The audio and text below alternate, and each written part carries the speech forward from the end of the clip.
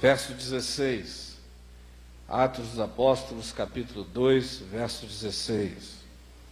Mas o que ocorre, diz o apóstolo Pedro, no dia de Pentecostes, explicando aquele derramar do Espírito, mas o que ocorre é o que foi dito por intermédio do profeta Joel. E acontecerá que nos últimos dias, diz o Senhor, derramarei do meu Espírito sobre toda a carne. Vossos filhos e vossas filhas profetizarão, vossos jovens terão visões e sonharão vossos velhos. Até sobre os meus servos e sobre as minhas servas derramarei do meu Espírito naqueles dias e profetizarão. Mostrarei prodígios em cima no céu e sinais embaixo na terra: sangue, fogo e vapor de fumo. O sol se converterá em trevas e a lua em sangue, antes que venha o grande e glorioso dia do Senhor, e acontecerá que todo aquele que invocar o nome do Senhor será salvo. Amém. Agora abra aqui comigo, segunda carta de Paulo a Timóteo, no capítulo 3. Segunda carta de Paulo a Timóteo, no capítulo 3. Página 254 do Novo Testamento.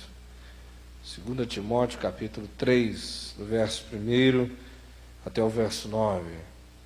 Sabe, porém, isto: nos últimos dias sobrevirão tempos difíceis, pois os homens serão egoístas, avarentos, jactanciosos, arrogantes, blasfemadores, desobedientes aos pais, ingratos, irreverentes, desafeiçoados, implacáveis, caluniadores, sem domínio de si, cruéis, inimigos do bem, traidores, atrevidos, enfatuados, antes amigos dos prazeres que amigos de Deus, tendo forma de piedade, negando-lhe, entretanto, o poder.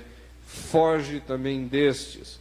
Porém, pois dentre estes se encontram os que penetram sorrateiramente nas casas e conseguem cativar mulherinhas sobrecarregadas de pecados, conduzidas de várias paixões, que aprendem sempre e jamais podem chegar ao conhecimento da verdade. E do modo porque Janes e Jambres resistiram a Moisés, também estes resistem à verdade. São homens de todo corrompidos na mente, réprobos quanto à fé. Eles, todavia, não irão avante, porque a sua insensatez será a todos evidente, como também aconteceu com a daqueles. Podem sentar-se.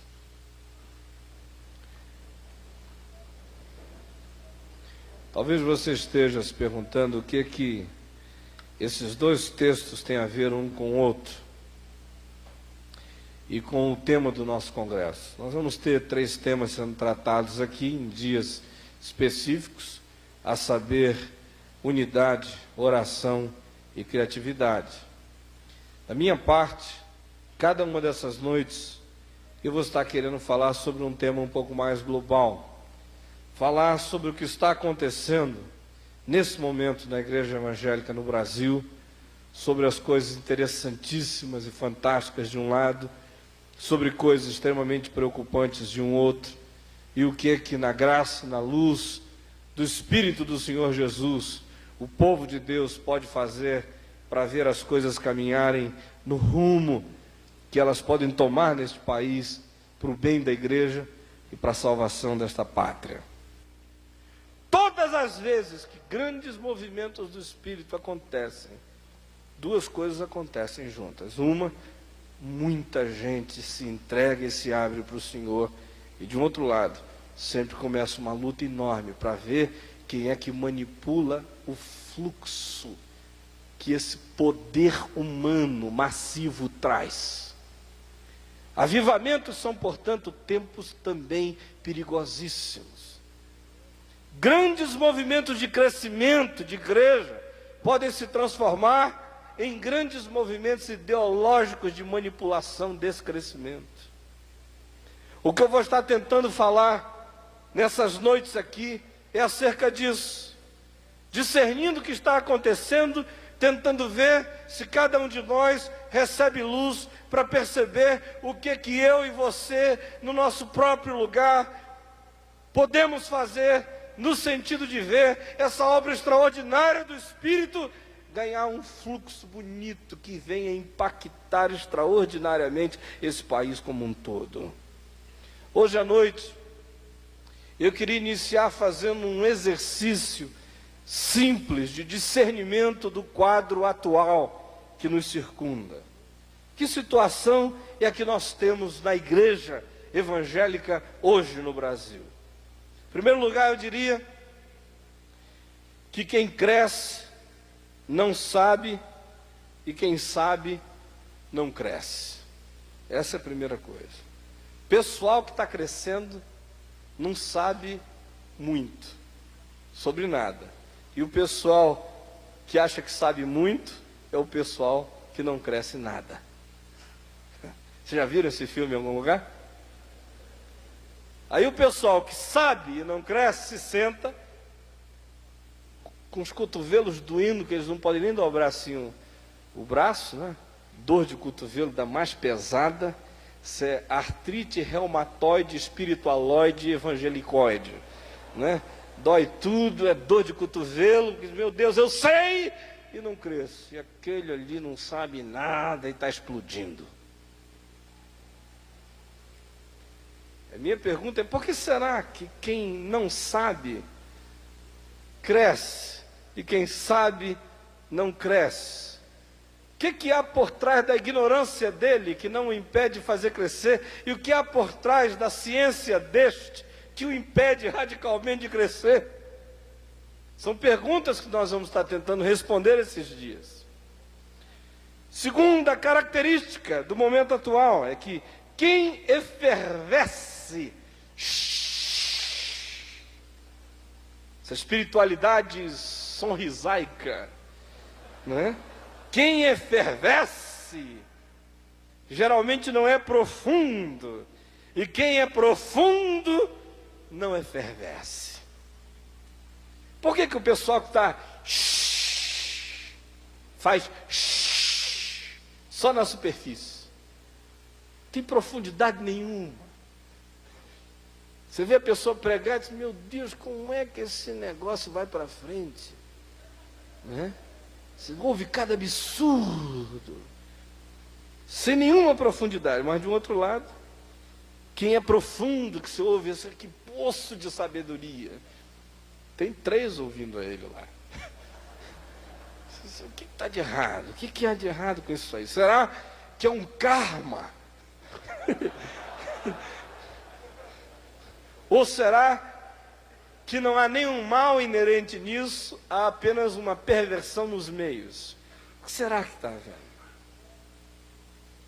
Eu, a cada dia, ouço mais histórias assim, engraçadíssimas, de gente que vai aos trancos e barrancos fazendo a coisa andar, né? Aquele evangelista que pregava sobre o homem ostra, e ele tinha a mesma mensagem, ele viajava o país todo pregando sobre o homem ostra. E aí ele lia lá um texto, porque o homem ostra terminava assim, dizia, amigos, o homem ostra é esse homem fechado, ensimesmado, amarrado, homem ostra aprisionado, e ele vai, mas Jesus veio para abrir a ostra, sai homem ostra e vem, e aí chamava, vinha aquela multidão à frente. Pregou o ano inteiro essa mensagem com resultados extraordinários. Até que um dia alguém resolveu checar o texto dele. E o texto não tinha nada disso escrito. O texto dizia, porque o homem austero, e aí falava. Mas como ele não sabia ler, ele lia homem ostra.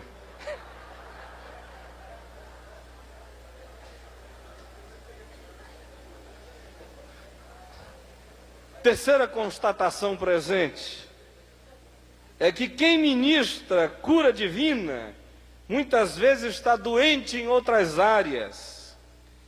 E os que estão sãos em muitas áreas, não ministram cura divina. Ou seja, você vê às vezes o pastor do milagre, com a família arrebentada, o casamento dele destruído, emocionalmente ele está todo esfrangalhado. Se um psicanalista botar os olhos nele, diz: senta no meu divã e fica deitado para sempre aí, brado. Mas está lá, tal, sabe, ora, pá, pá, tá, coisa acontecendo. Aí você vê aquele outro inteirão, bem casado, família arrumadinha, filhos maravilhosos, emocionalmente ele parece sadio, um sujeito que tem um eixo dele bem no eixo, tudo mais. Ele não consegue ter ousadia de crer num milagre, não consegue fazer esse fluxo de saúde interior se transformar num projeto ousado, que admite a intervenção de Deus, fazendo bem aos outros, não apenas através de um papo longo no divã, mas também através de uma intervenção milagrosa do Espírito Santo na vida de alguém. E eu fico me perguntando, por que as coisas têm que ser assim? Por que é o doente que tem que orar por cura divina? E por que é o são que tem que ficar absolutamente calado, sem ser veículo dessa graça numa outra direção?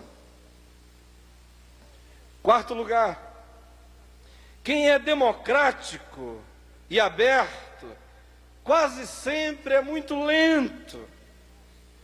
E quem faz as coisas acontecerem quase sempre não está aberto a ninguém. Ou seja, por que os líderes generosos e democráticos são lesmas administrativas?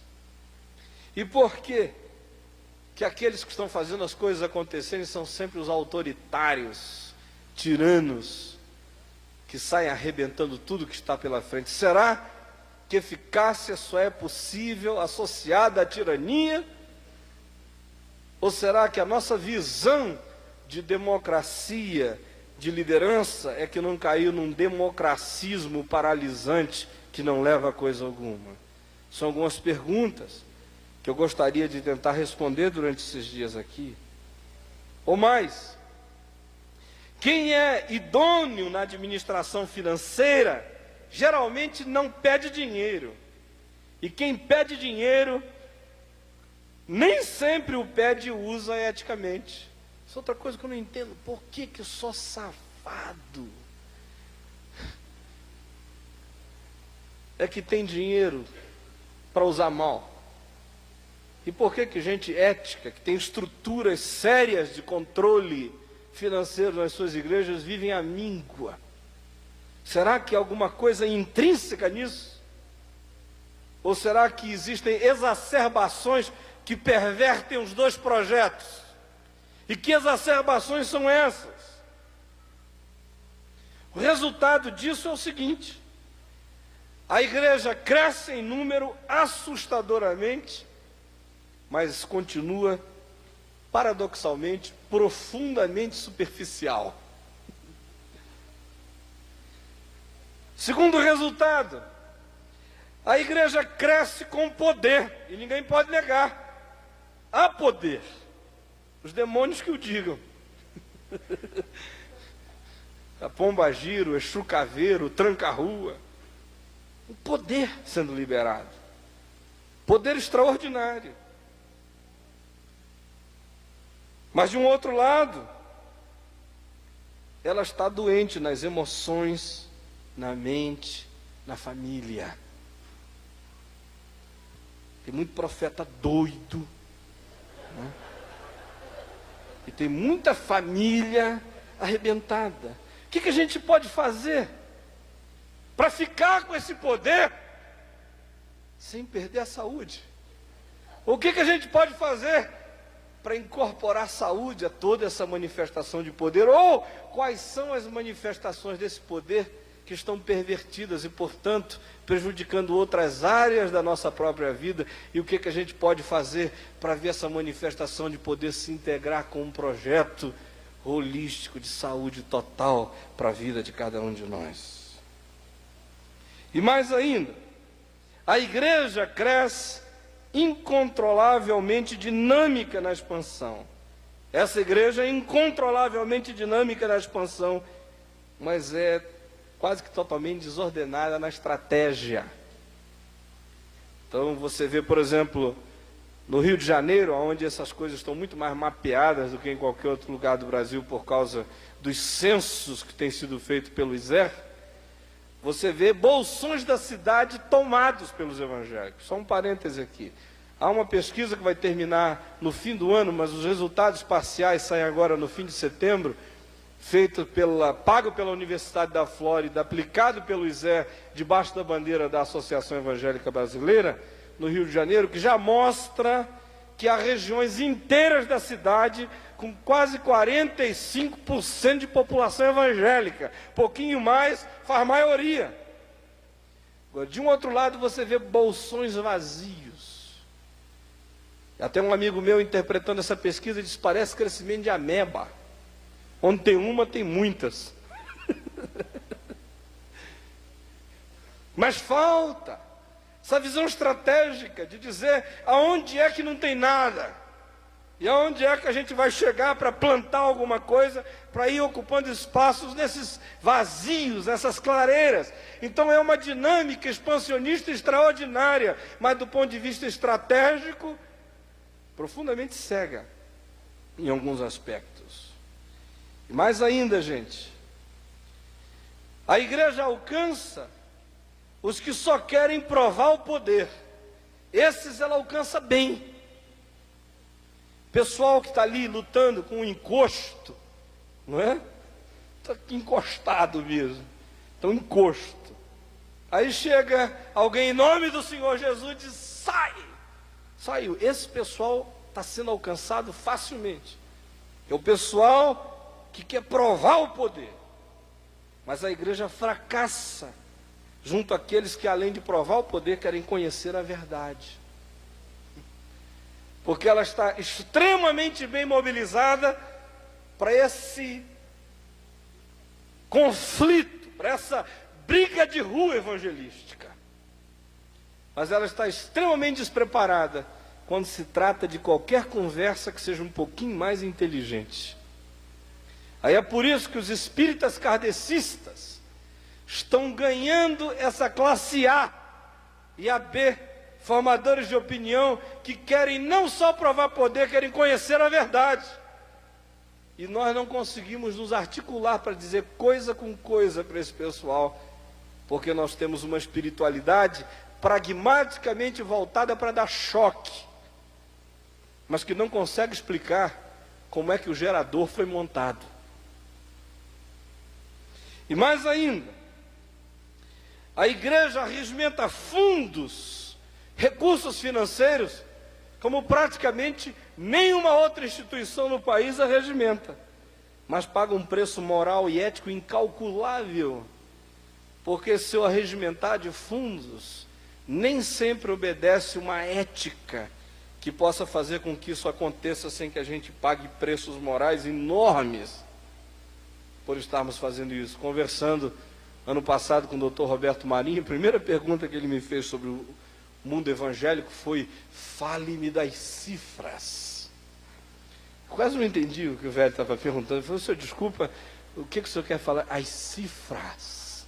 E fazia assim com o dedo. Eu falei: que cifras? Os senhores movimentam cifras extraordinárias. Fale-me das cifras. Eu falei: o senhor está perguntando a pessoa errada. Há alguns aí que realmente movimentam cifras extraordinárias. Porém, eu posso conversar com o senhor sobre outras cifras. Essas cifras eu não sou exatamente a pessoa para lhe dar boas informações a respeito. Então, esse é um quadro básico, esse é o resultado que a gente vê acontecendo aqui no nosso meio, na igreja evangélica. Ainda indo um pouquinho mais adiante, eu queria fazer algumas importantes constatações acerca das características das igrejas que crescem e das que não crescem nos nossos dias. Olha aqui para mim, quantos pastores e líderes de igreja envolvidos praticamente de maneira integral no ministério nós temos aqui em alguma de suas mãos? Bem alto, por favor. Bem alto. Pode baixar sua mão. Eu não estou aqui, não vou fazer apologia de coisa certa nem de coisa errada. Em primeiro lugar, as igrejas que crescem. Quais são as características no nosso meio das igrejas que crescem? Em primeiro lugar, elas têm, quase todas elas, teologia pentecostal ou carismática. Ou seja, é uma teologia que abre a porta para Deus fazer milagres, trazer revelações, para que orações sejam respondidas, e que tem liberdade litúrgica, muitas delas. Muito espaço para o pessoal balançar e para o leigo interromper o fluxo sacrossanto que jorra do púlpito. Segunda característica. Geralmente elas são lideradas por líderes fortes. Gente que tem visão. Gente que chega e diz: irmãos, irmãs, a visão é esta. Gente que diz: é preciso pregar com poder. Gente que toma decisão. E toma logo. O que é? Para fazer? Vamos lá. E já sai na frente. Terceira característica. Geralmente essas igrejas têm uma mensagem pragmática e corajosa. A grande expectativa dessa mensagem é dizer: vai acontecer alguma coisa. Você está ouvindo a palavra? Amém. Espere alguma coisa, porque se Deus está presente, algo vai acontecer. Isso é extremamente pragmático. Não é só uma questão de amontoar um bocado de sabedoria na cabeça de alguém, mas é de afirmar que pode haver uma intervenção. Quarta característica, geralmente são igrejas ágeis, que não levam 8 anos entre a criação de um ponto de pregação na casa de Dona Raimunda e a inauguração da igreja com 64 crentes, 10 anos depois, na 4ª rua distante da avenida principal. E ainda, geralmente são igrejas que pedem muito. Pedem muito. Pedir é parte da espiritualidade da maior parte dessas igrejas.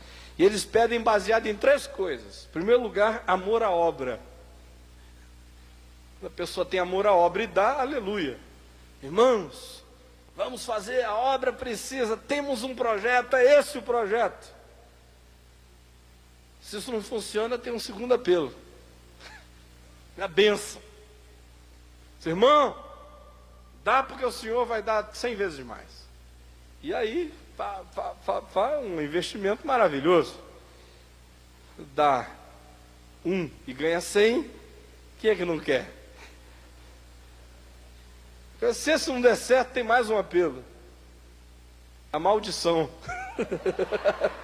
Se não der, está lascado.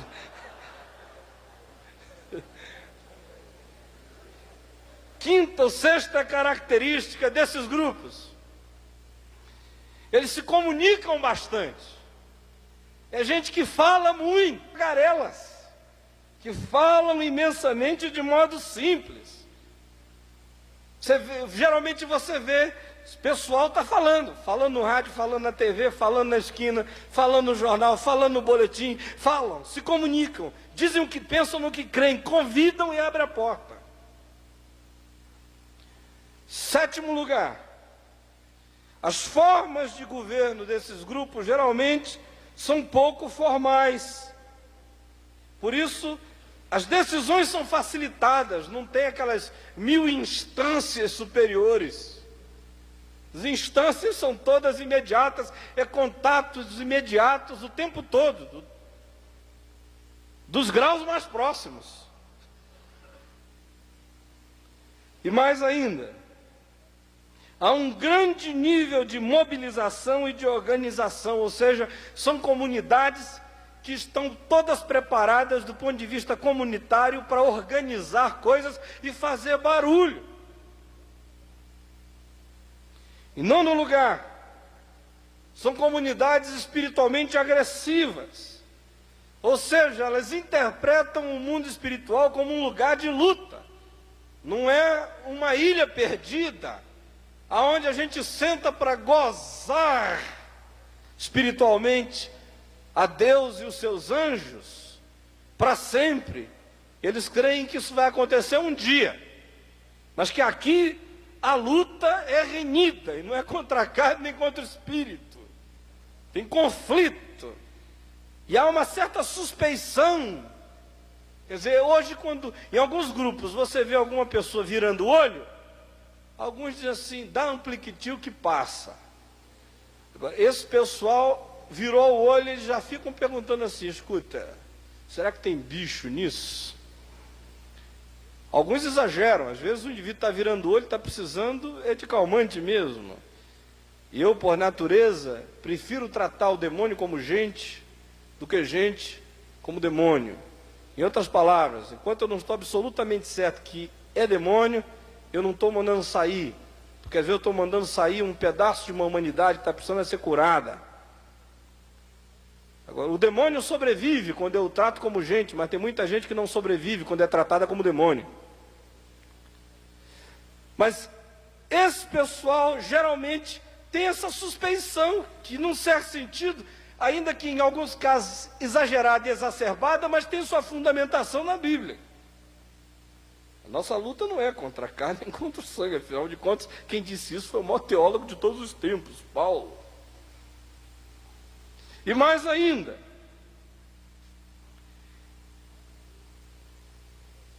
há uma ênfase no levantamento espontâneo e carismático das lideranças. Ou seja, liderança não é feita, liderança brota. Essa é a crença. Liderança começa a surgir. Não é por eliminação, por perdas de vestibular. Não é porque esse menino fez 9 e não passou em nenhum que a gente manda para o seminário, pedindo a Deus que pelo menos nisso ele dê certo. E volte para viver a sua santa mediocridade no nosso meio, até envelhecer e se aposentar. Mas ainda, geralmente a arquitetura delas é secular. Nem sempre tem sino com badalo, com torre. Tem cara de supermercado, né? Armazém, shopping, casa. Tem caras seculares, tem menos cara de coisa religiosa. E geralmente também esse pessoal não está fundando igreja. Eles estão abrindo filiais. E que são filiais que mantêm alguma relação com as suas mães. O que garante uma determinada continuidade de visão para dentro desse trabalho, uma determinada homogeneidade, uniformidade de filosofias, correndo para dentro dessas filiais. Então, isso é uma constatação. Não estou aqui dizendo o que é certo, o que é errado, não estou dizendo nada disso, apenas enxergando um quadro, certo? Está claro isso? Agora, há um outro quadro que eu enxergo também. É o das igrejas que não crescem. Bom, em primeiro lugar, essas igrejas têm uma ênfase na doutrina, enquanto construção teológica, mas com pouca aplicabilidade prática. Ou seja, uma doutrina que a gente acaba de ouvir diz assim, daí? O anjo não sei se tem asa. Aí vem outro e diz, não, os anjos são ministros de Deus. Aí vem outro e diz, não, o anjo pode aparecer, se materializar. Aí vem outro, o anjo, ele talvez seja um produto da cosmologia grega, que influenciou profundamente no tempo da helenização judaica, no período da sinagoga. Mas aí a dona Maria sai dali, e o carro dela dá o prego, no meio da Avenida Brasil. E ela quer um anjo que acampe-se ao redor daqueles que temem ao Senhor e os livre. Então, mas isso não disseram a ela. Só pintaram quadros celestiais, mas não disseram que esses seres chegam aqui também. Vocês compreendem o que eu estou falando? São doutrinas maravilhosas. Deus é soberano, soberano, soberano, conhece cada cabelinho teu da tua cabeça. Uma construção maravilhosa, a soberania de Deus. Mas as pessoas não dizem o que isso tem a ver com a tua possível falência, ou com a doença da tua mãe, ou o que isso tem a ver com um momento de perplexidade onde você não está entendendo nada. O que isso tem a ver com a possibilidade da conversão do seu pai absolutamente petrificado? O que isso tem a ver com oração respondida? Ninguém faz a ponte. Então se prega sobre a predestinação. Você estava escrito na agenda de Deus antes de haver agenda no universo. Já conhecia teu telefone, teu cheiro, tua fronha, tudo. Mas e daí? O que isso tem a ver comigo, com a minha autoestima, comigo como pessoa? O que isso tem a ver com o projeto da minha vida? Isso é só uma grande construção que não tem desembocadura para nada. É um viaduto que às vezes não leva a lugar nenhum. E as pessoas ficam perdidas, querendo chão para pisar. Então eu estou falando desse nível de doutrina, que a gente às vezes observa, que existe, mas sem muita aplicabilidade prática. Outra ênfase é no poder que é absolutamente concentrado na instituição, ou seja, quem tem carisma é a instituição, não são as pessoas. O que é importante não é se você foi ungido, o importante é saber se a sua instituição é de Deus. Então há uma ênfase enorme, a grande bandeira, a grande proteção, a grande manifestação da graça de Deus é a sobrevivência da sua instituição.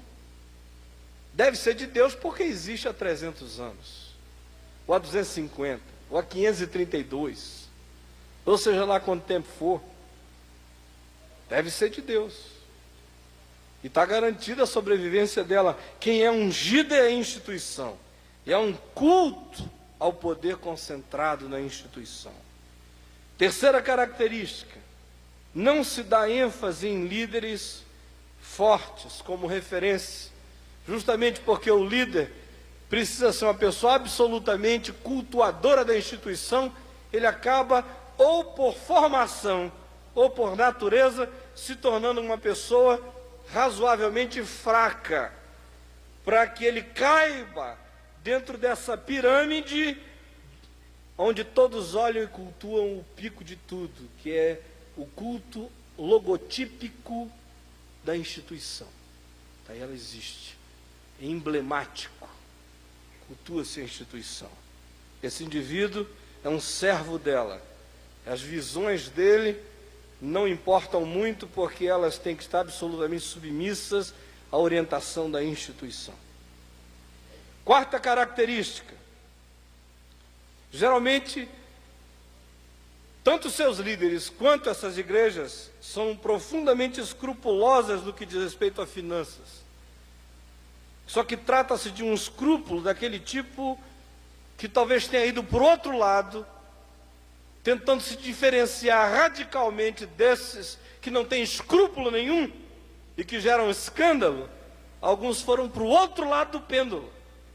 Se quase pedem desculpas por receberem o dízimo da comunidade. Esse dinheiro é uma palavra suja, que a gente lava a boca antes, fala, acaba de falar, lava de novo. Se pede desculpa, um constrangimento radical em falar no assunto.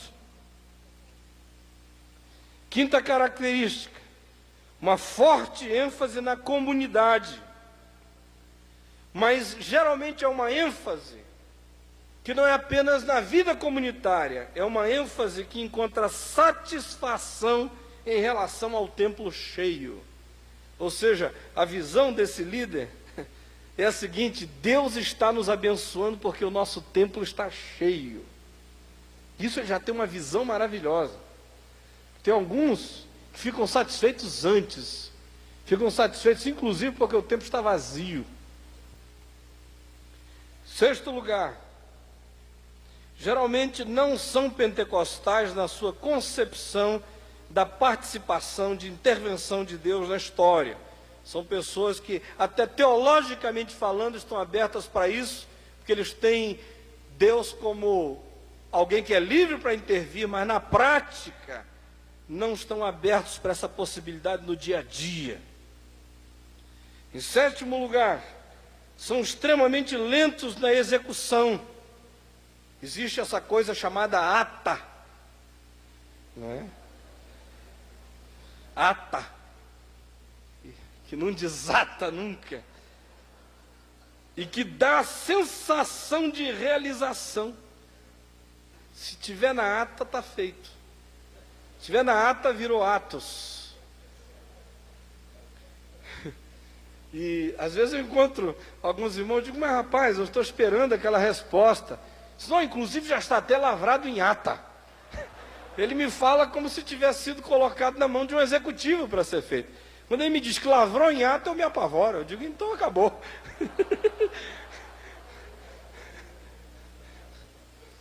Mas o seguinte, geralmente nessas igrejas, quando alguém consegue ser profundo, profundo mesmo, tá? Trabalhando coisas profundas, quase que proporcionalmente à profundidade, há um estreitamento na expansão. É o outro lado da história. Ou mais, geralmente se comunicam pouco.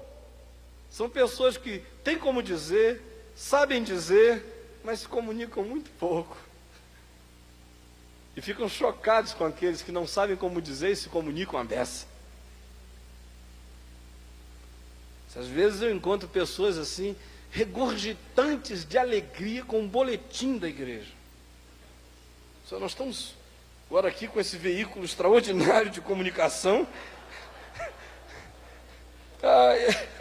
Além dos 566 da comunidade, nós estamos mandando também para 380 outros pastores, que sabem o que nós estamos fazendo. Aleluia, irmão. Vivem também uma discreção que é absolutamente filha da timidez radical. Eles não são discretos, são quase que patologicamente discretos.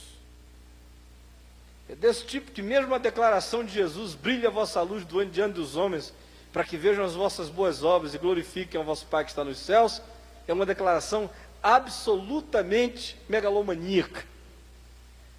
Se não tivesse sido feita por Jesus, eles contestavam. Não pode nada. Eles têm horror a spotlight, mas não deviam ter horror a serem luz do mundo. Em 11º lugar, geralmente as formas de governo são extremamente formais. Parece que você está lidando com o Congresso Nacional em relação a se faz ou não faz a reforma na Constituição. Se vai, não vai, e puxa, e entra um recurso, e não sei o quê. Quando se fala essa palavra recurso, já me causa calafrio. Geralmente é recurso, é o anti-recurso, é recurso para não se fazer. Eu entrei com recurso, eu já sei que é para parar um processo. Quase nunca vejo ninguém entrar com recurso para agilizar um processo, é um recurso para parar. A linguagem também é bastante sagrada, linguagem religiosa, diferenciada da linguagem da rua. É uma linguagem que não tem praticamente nada a ver com o modo como as pessoas falam na esquina. E às vezes o que me choca, eu já tenho dito isso há anos, para alguns isso já é até repetitivo, é o fato de que algumas dessas pessoas no dia a dia falam de maneira normal, igual gente. Mas quando eles vêm aqui para trás, eu não sei o que acontece aqui atrás. Eles mudam radicalmente. Alguém tem que analisar isso. Tem que entender esse fenômeno. O que é isso aqui? Se veio para trás, ele não fala mais em gente, ele fala em empresários. Ele não fala mais em senhoras, fala em senhoras. Ele não fala mais em nada, ele muda, parece que é outra coisa. Ali na esquina ele é diferente, ele ri, ele gargalha, aqui ele não gargalha, ele não faz nada. Ele vira uma maquininha de voicificar essas expressões da religiosidade divorciada da vida real. E mais ainda, dá uma ênfase radical na preparação do líder. Para essas pessoas, o grande líder é aquele que fez não sei quantos cursos. Então eu tenho, por exemplo, amigos que estão estudando há não sei quanto tempo. Quando o dia que eles pararem de estudar, é a época de se aposentar. Você não para nunca mais. Não consegue estudar no caminho. Eu acho que a gente tem que estudar. Crescer a mente, se ilustrar, se atualizar, refletir, parar, aprofundar coisas. Mas eu estou falando aqui no fato de que as pessoas passam a ser julgadas nesses grupos pelo amontoado de canudos que elas amealharam, canudos que não dá nem para a gente comer, não é? Se fosse canudinho de alguma coisa, estava bom, mas não dá gosto em nada. Às vezes você vê a pessoa pregar e diz, para que essa canudagem todinha? Para pregar desse jeito, meu Deus. Bom, vocês vão para a cama hoje com raiva. Porque eu sei que há aqui dois grupos com raiva. O grupo dos que crescem está com raiva. É o seguinte, poxa, o pastor Caio deu uma paulada na gente. Só que o grupo dos que não crescem não percebeu a paulada que eu dei neles. Porque cada um só sente a paulada onde dói. Mas o grupo que não cresce está chateado. Você puxou a brasa para os que crescem. E os que não crescem, puxou a brasa para os que não crescem. Eu tentei não puxar a brasa para ninguém. Apenas constatar uma situação. Eu espero que de alguma forma a gente consiga puxar a brasa para a Bíblia. E espero que quem cresça aprenda com quem não cresce. E espero que quem não cresce aprenda com quem cresce. E espero que ambos aprendam com a palavra, em nome de Jesus.